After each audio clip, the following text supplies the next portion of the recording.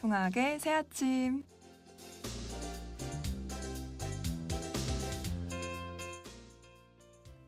안녕하세요, 동국인 여러분. 11월 13일 수요일입니다. 지난주 입동이 지나고 진정한 겨울의 시작을 알렸는데요. 벌써 2024년도 마지막 달을 앞두고 있습니다. 시린 바람을 맞으면 연말 시즌에 들어선 것이 와닿는 것 같아요.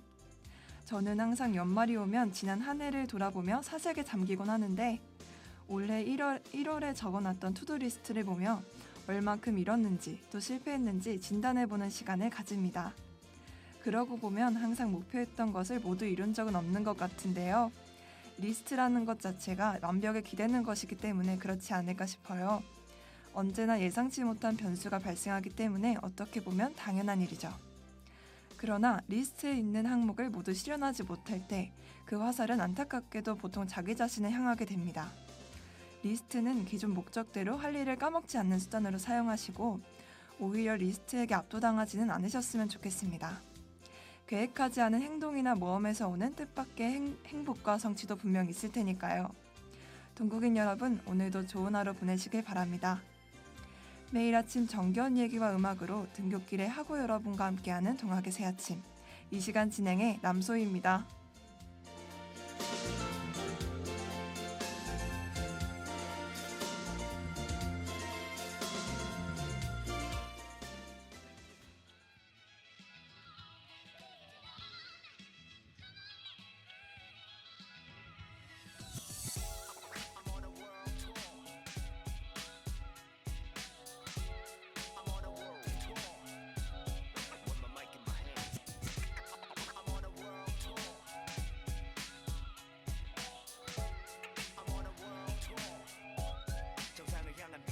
당분간만 음소거 누르고파 이렇다 저렇다 뭐 어쩌라는 건데 더는 묻지마 이미 폰은 뒤집어 놨어 아쉽지만 모두 다음에 봐 밤이 낮이 될 때까지 리듬 속에 내 몸을 숨기고 뉴욕 페리스 지금 몇 바퀴를 돌고서 새로운 사랑에 빠질지도 긴가민가 고민하지마 긴가로 된다고 답이 나오나 한밤의 꿈처럼 깨버린데도 Good night I'm having a good time right I'm gone Yes, sir. Am I know? 눈에 익은 사람들과 환경 다시 마주치기 싫은 악경 지겨워질 때쯤 비행기를 타고 일장가 제일 먼 곳으로 와고 나를 찾지만 핸드폰은 안 터지니까 누구보다 높이 오르고 싶다 라는 말이 이건 아니었지만 I'm gone 매뉴얼이 있다면 지금보다 괜찮을까 그깟 사랑도 사람도 답은 아닌 것 같은데 그간 번돈 몽땅 쓰고 다시 일의 노예가 될지도 모르지만 그냥 내버려둬 밤이 낮이 될 때까지 뭐가 그리 크게 변한다고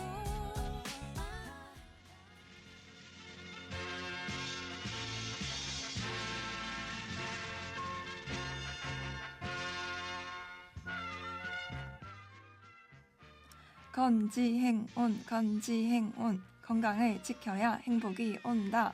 아자아자 파이팅. 오늘의 건강 정보.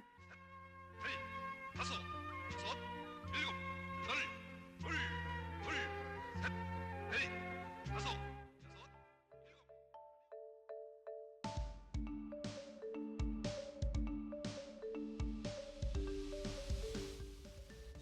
오늘은 현대 사회의 주요 문제로 떠오르는 심리적인 질환 및 장애에 대해 이야기해 보겠습니다. 주의력 결핍 과잉행동 장애라는 뜻의 ADHD는 아동기를 넘어 성인에게도 자주 발생하는 것으로 몇 년 전부터 화두가 되고 있죠. ADHD는 신경발달 장애의 일종으로 주의력 결핍, 과잉행동 및 충동성을 특징으로 합니다. 보통 아동기에 나타나는데 그때 발견하고 제대로 관리하지 못하면 성인기까지 지속되는 경우가 많습니다. ADHD는 너무 빠른 기술 혁신으로 인해 현대 사회에서는 더 흔한 개념이 되었는데요. 눈에 보이는 곳이 아픈 것이 아니라서 이를 심리적 요인이나 의지만으로 통제가 가능한 것이라고 오해하는 경우가 많습니다. 나름대로 일상 속에서 자기 통제와 지원 체계를 구축하며 증상을 관리할 수 있지만 전문가의 도움이 필요한 장애의 일종이라고 합니다.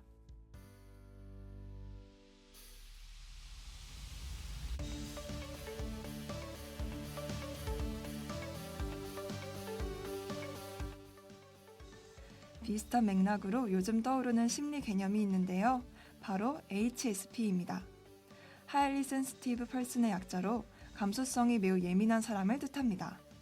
질병이나 장애가 아닌 타고난 특성이나 성향에 가까운 것인데요. 주변 환경을 느끼는 감각이 다른 사람에 비해 발달되어 있고 큰 소리나 밝은 빛 같은 자극에 쉽게 피로를 느낄 수 있다고 해요. 또한 다른 사람의 감정이나 처지에 깊게 감정이입하여 인간관계에서도 더 많은 에너지를 들인다고 합니다. 요즘 HSP 테스트가 유행하면서 재생산 콘텐츠도 늘어나고 있는 추세인데요. 사실상 대부분의 사람들이 속한다고 해도 무방할 정도로 현대인들은 그 수치가 높다고 해요.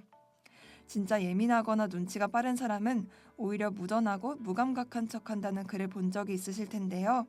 현대 사회에서도 자기 방어를 위해 묻어난 척 살아가는 사람들이 많은 것 같습니다.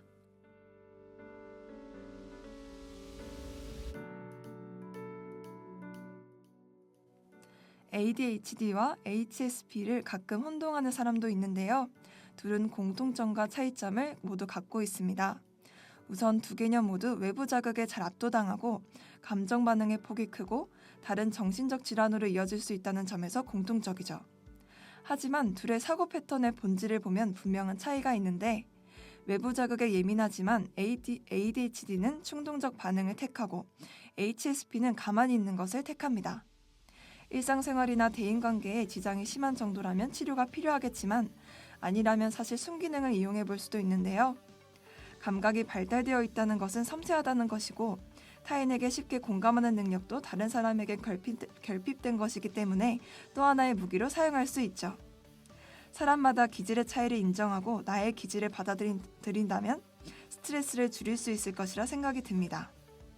각종 질병의 출발점이 되는 정신질환을 미리미리 관리하는 습관을 들이도록 해요. 다음에는 다른 이야기로 찾아올게요.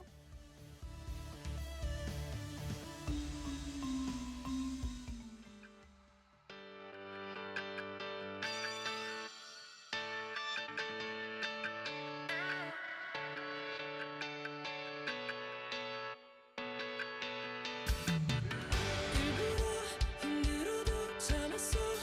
내가 너무 보고 싶을 때 너 집 앞으로 발길이 향할 때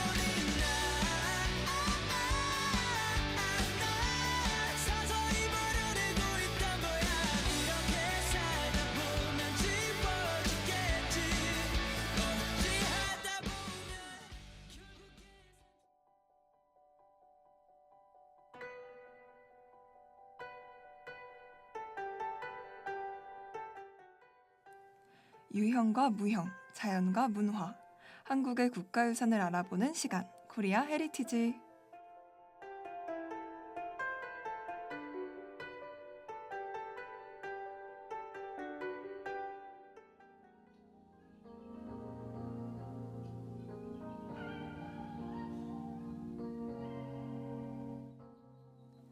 오늘은 동국대학교가 있는 이곳, 서울 중구에 위치한 국가유산 두 가지를 소개해드리려고 합니다. 오늘 저희가 알아볼 것은 서울 숭례문과 덕수궁입니다. 그럼 숭례문부터 자세히 알아보겠습니다.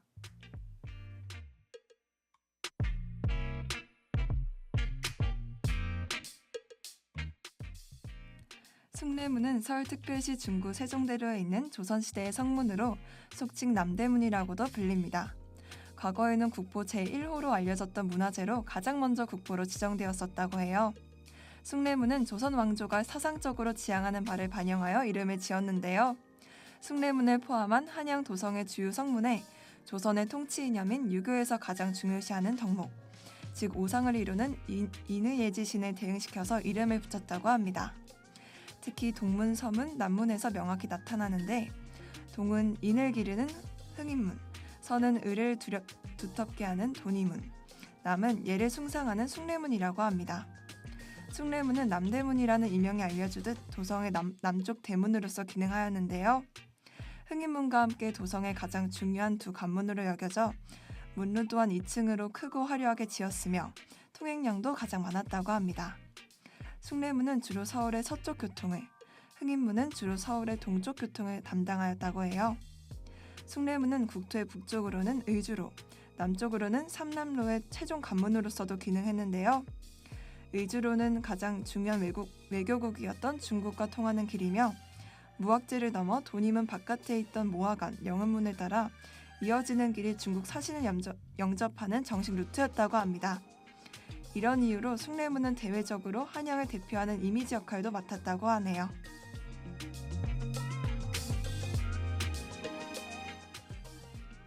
다음으로는 숭례문의 구조를 알아보겠습니다. 기본은 견고한 육축 위에 전면 5칸, 측면 2칸의 중층 문루를 가진 구조라고 해요. 흥인지문, 팔달문 등과 함께 현재 우리나라에 남아있는 성문 중 최대 규모입니다. 흥인문과 비슷하게 생겼지만 공포 구조 등을 살펴보면 숭례문은 조선 전기 양식, 흥인문은 조선 후기 양식으로 확연하게 구분이 가능하죠. 숭례문의 경우 전체적으로 장식이 소박하고 부재가 굵고 짜임이 건실하여 조선 초기의 양식을 쉽게 확인할 수 있습니다. 숭례문은 2008년 숭례문 방화 사건으로 대부분 소실되었다가 2013년에 복구되었는데요. 현재는 무료로 관람이 가능하니 한번 방문해 보시는 것도 좋을 것 같습니다. 이쯤에서 노래 한 곡 듣고 덕수궁 소개로 넘어갈게요.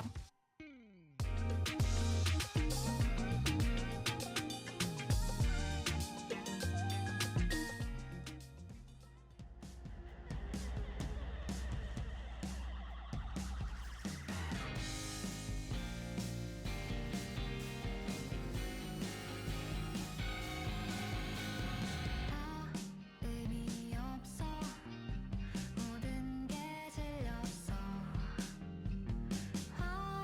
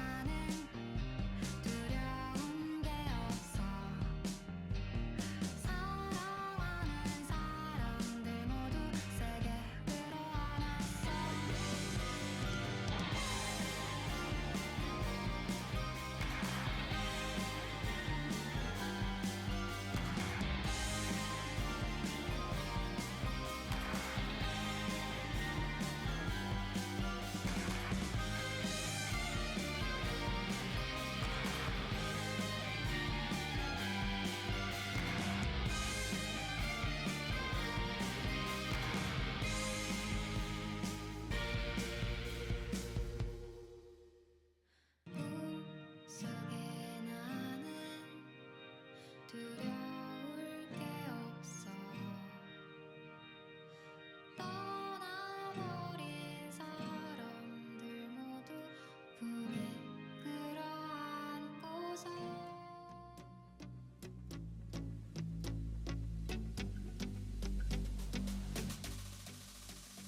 덕수궁은 서울특별시 중구 세종대로에 위치한 조선시대의 궁궐입니다. 원래 왕가의 별궁인 명례궁이었으나 임진왜란 직후 행궁으로서 역할을 했으며 대한제국 때는 황궁으로 쓰였다고 합니다. 1907년 고종태위 순종 즉위 이후 이름이 경운궁에서 덕수궁으로 바뀌었다고 해요. 덕수는 고종에게 장수를 비는 뜻으로 궁호를 올린 것이 그대로 궁궐 이름이 된 것입니다. 덕수궁의 건물 배치는 궁궐의 중심인 정전과 침전이 있는 구역, 선원전이 있던 구역, 그리고 서양식 건물이 있는 구역 등 크게 세 구역으로 나뉩니다. 정전인 중화전은 고종이 대한제국의 황제가 되면서 당시에 건립되었고 이 건물은 조성된 월대 위에 세워진 정면 5칸, 측면 4칸 규모의 중층 건물이었습니다. 화재 발생 이후 재건되면서 규모가 줄어 현재와 같은 단층 건물이 된 것인데요. 중화전과 함께 재건된 중화문은 덕수궁의 중문이자 중화전의 정문의 기능을 하죠. 마찬가지로 당초에는 중층 건물이었으나 중화전 재건 당시 함께 단층 8작 지붕 건물로 지어졌다고 해요.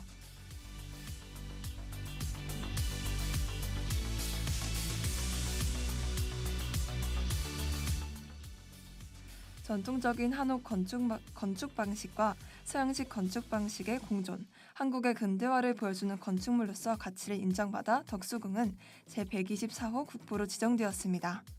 또한 남한강의 아름다운 경관과 어우러져 있어서 가족이나 친구와 나들이 겸으로 들려도 좋을 것 같습니다. 덕수궁 근처에는 또 유명한 덕수궁 돌담길이 있죠. 덕수궁의 둘레에 있는 돌담밖에 있다는 뜻으로 서울 도심의 대표적인 산책로로 꼽힙니다. 기존에 있던 도로를 보행자 중심으로 재정비한 최초의 사례이기도 하죠.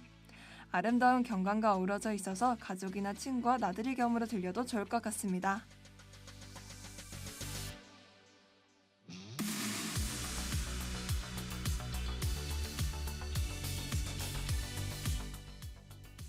오늘은 중구에 위치한 국가유산 2가지를 함께 알아보았습니다. 다음 시간에 새로운 헤리티지로 만나요.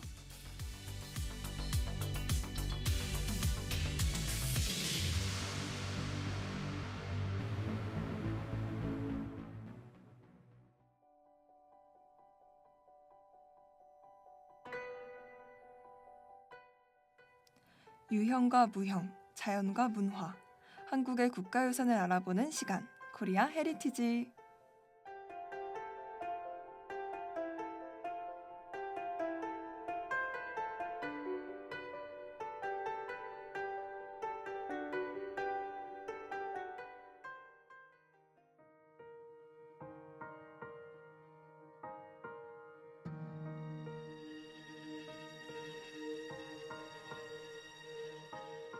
서로를 닮아 기울어진 삶 소원을 담아 차오르는 달 하려다만 괄호 속의 말 이제야 어디도 닿지 않는 나의 닷 넌 영원히 도착할 수 없는 섬 같아 헤매던 날 이제야 기록하지 않아도 내가 널 전부 기억할 테니까 기다려 기어이 우리가 만나면 시간의 테두리 바깥에서 과거를 막지 않고서 나면 숨이 차게 춤을 추겠어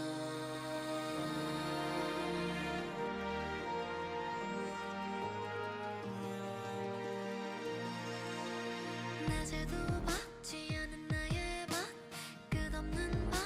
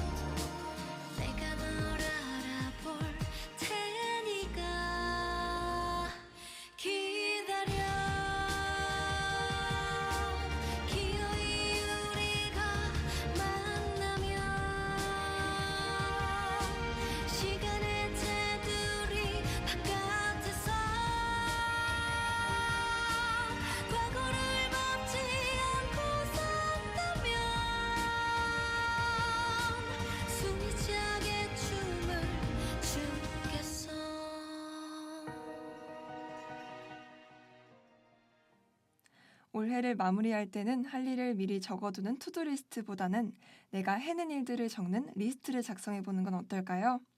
크고 작은 성취 상관없이 적어내려가다 보면 자신이 생각한 것보다 되게 괜찮은 사람이라는 것을 느끼실 수 있을 겁니다.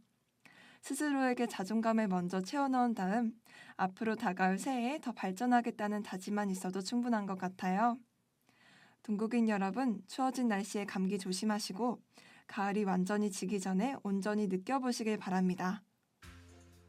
매일 아침 정겨운 얘기와 음악으로 등굣길의 하구 여러분과 함께하는 동학의 새아침. 이 시간은 이만 마치기로 하죠. 하구 여러분, 기분 좋은 하루 보내세요.